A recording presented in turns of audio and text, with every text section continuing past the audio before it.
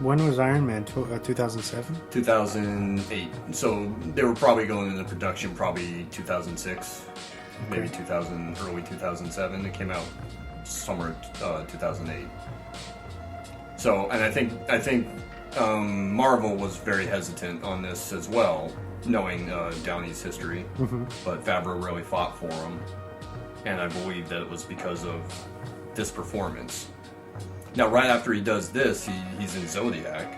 Yeah. And between this and Zodiac, he's excellent in both of them. You know, everyone wants to say, "Oh, well, Iron Man was the comeback vehicle," but no, it was he had been was around. Kiss Kiss Bang Bang, and it was Zodiac that really brought him back. And you know, and then he went and did Iron Man, and the rest is history, man. He's in what? They 10? kicked off the phase, right? Yeah, they kicked off the whole Marvel stuff with Iron Man. Yeah, the MCU. And because that movie is very good, and because it works so well, that they were able to build off of that for that empire that they have now. But it's basically on the back of Downey. Yep. And he is probably at a point where he'll never have to work again if he doesn't want to. Just off the money that he's made for Marvel.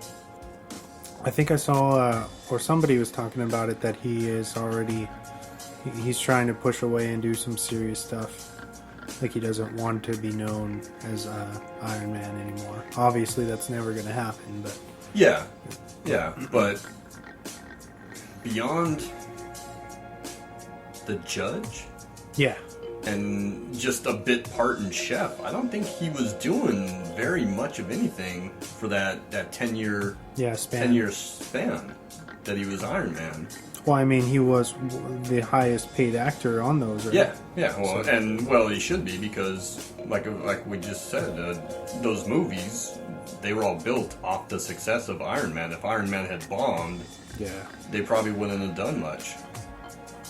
I think The Incredible Hulk was the only other one they would have done, because that was already in production, and that came out just a few months after. So, I mean, he well deserved his success and his payoff of that. But yeah, I would like to see him in more roles like this, or more roles like he was in Zodiac. Definitely. So hopefully he gets a chance to do that now. I know he's got the Dr. Dolittle remake coming out. Oh yeah, that's right. And is that next month? In January? I think so. Maybe February? Did you see that trailer? The new one? I just months ago, so no, I haven't seen the new one. They did it was like he had the animals like doing references to pop culture. It was awesome. It's like the squirrel does like a Tony Montana impression. You guys should check that out. Yeah. I'll have to look up when it comes out and see. Maybe I'll go check that out. We didn't. He did a Sherlock Holmes, right? He did Sherlock Holmes in between. That was something he did. Yeah, and those were both hits. The first one was before Iron Man?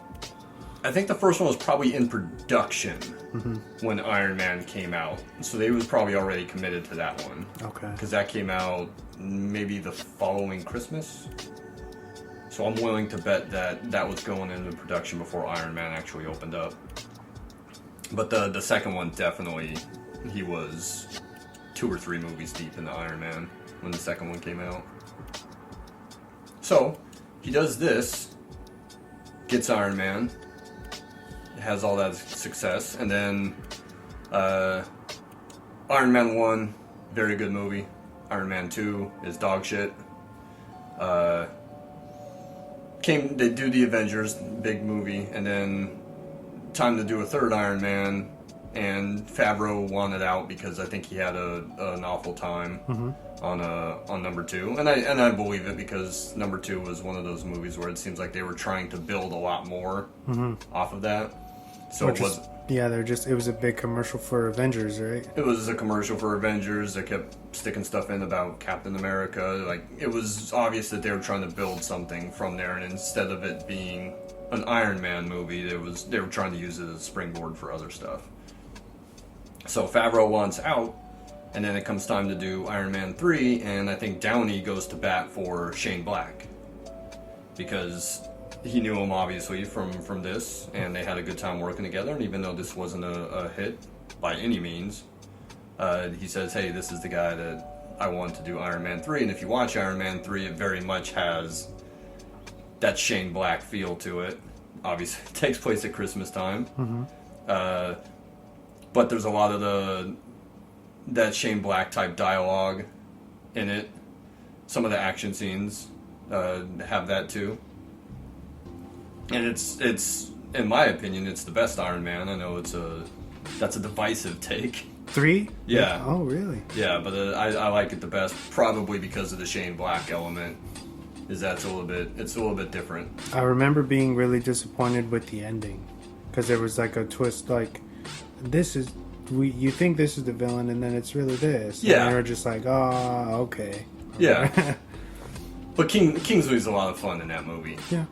I know that he was the fake out villain, but when they actually find out that he was just an actor, Yeah. all the stuff with Ben Kingsley's a lot of fun. But yeah, that's my favorite Iron Man movie. But I'm willing to bet that it has a lot to do with the Shane Black stuff. So he comes around. Shane Black does Iron Man 3. I think Iron Man 3 was the most successful Iron Man movie. And for a while, I think it was in like the top 5 or 6 highest grossing Marvel films. Wow. But then again, that was coming off of the Avengers too, so I think it probably had that bump. But that's kind of the production history behind that movie. Is both Shane Black and Downey were kind of at lower points in their career. Not Shane Black, not so much, but he was kind of not doing a whole lot, and then this was kind of a reinvention for him, because instead of just strictly being a screenwriter, he transitioned into directing and writing as well. Mm-hmm. And then obviously he does The Nice Guys after Iron Man, which is very, very good movie. And then unfortunately he did The Predator, and I'm still raw on that one. Yeah, I was trying to watch it the other day, and I fell asleep. It's just like hard to get through. You know, the team has really good chemistry, and it's got some good Shane Black dialogue between them. And I feel like that's the only silver lining for it. Yeah. You know. Yeah, but then there's a big chunk of the movie where they're all split up, Mm-hmm. and there's not as many great scenes with them, because it's basically just a couple of the characters and that's it. So what do you want to do? You want to get into the plot? Yeah. Because the plot, actually, watching the movie again, the plot's actually pretty twisty. Yeah. There's a lot going on. There's a lot to put together. There is. But we have a narrator Yep. in the movie, which is Downey, which is funny because Iron Man 3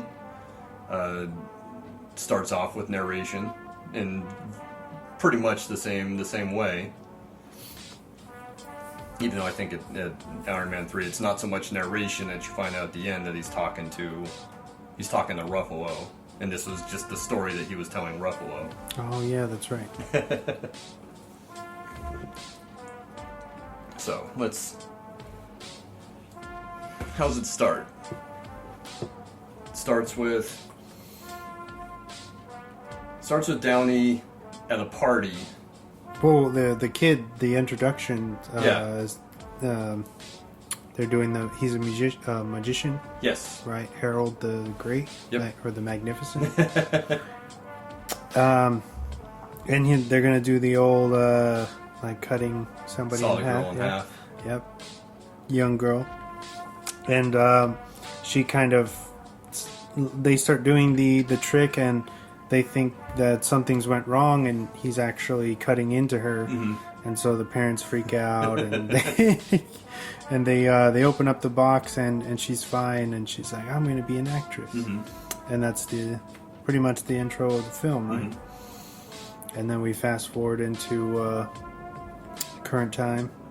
To a Christmas party, and he's talking about how, oh yeah, this is how we save the world, or this is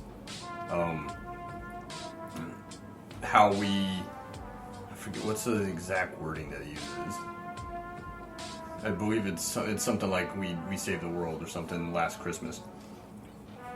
And then he immediately goes into how he got there, and he's a burglar. He's a thief. They're ripping off a toy store at Christmas time, and he's on the phone with, I think it's his nephew or niece. Was it a boy? I believe so. And he's trying to ask him what's popular, right? I'm trying to scope out what's what's the in toys for that season. And his friend gets antsy or something and sets off an alarm, right? I think a big truck goes by, and it jostles the wires loose that was bypassing the alarm. That's right. And then the alarm goes off. So they go running out, and there's a woman on the fire escape above them that yells for them to stop. Yeah. Pulls out a hand weapon. She's like, "We're gonna stand right here until the police show up." And they kind of plead with her. And his buddy pulls out a weapon, and she fires on them, and I think shoots his buddy. Yep. And his buddy's maimed, and he just kind of takes off running and leaves him not for dead, but to be captured. Yeah. As the cops pull in the alley, they're coming from both sides, I think. They're I don't know if we're both sides. And then he runs toward in the middle, like he kind of veers off into, he goes down this another nondescript door. Or he runs into a group of people who are reading scripts outside. It's like a dark alley. He goes up this, he takes off his beanie to blend in and goes up this kind of long stairway, and he ends up in an audition, essentially. And the people there don't really question what he's doing there. They think he's just there to read. And they say, well, hurry up, get going. And it just so happens that the script that he's reading for kind of falls in line with what just happened with his buddy, and they're like, "Did you really leave him for dead?" And then, so he just kind of It's your fault that he's in that mess. And he kind of reads, from his heart, and he's not really acting, but they think he's acting. Yeah, they think he's method acting. Because he's really distraught over the possibility that his partner probably got killed because of him. He's crying and crawling all over the floor. And at this point, he's being pursued by another officer who kind of kicks in the door and walks in. And he goes, "Oh, I'm sorry. I didn't mean to disturb you." He sees that they're in the middle of the scene. I really like that bit. So they say, "Hey, this guy's got it. We want to send him out to Los Angeles to screen test with whomever they're doing the movie with." So it's a part for a private detective. So they set him up with a private detective by the name of Perry Van Shrike. Was it Van Shrike? What was his last name? Yeah, Van Shrike. Perry Van Shrike, who's gay, who has the nickname of Gay Perry. And that's Val Kilmer. They set him up with Val Kilmer, and Val Kilmer's going to teach him how to be a private detective.